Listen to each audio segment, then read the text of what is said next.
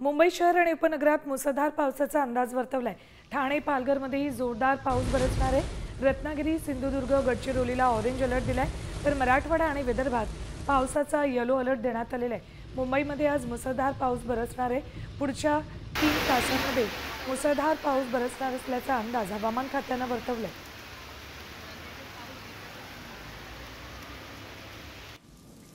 रत्नागिरी, सिंधुदुर्ग आणि गडचिरोलीला orange alert दिलाय।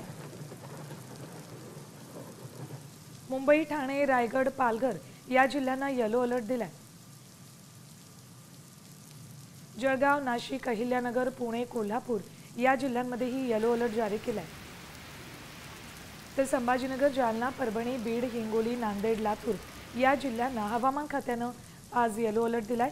अकोला, अमरावती, भंडारा, बुलढाणा, चंद्रपूर, नागपूर या जिल्ह्यांमध्ये सुद्धा मुसळधार पाऊस बरसणार आहे।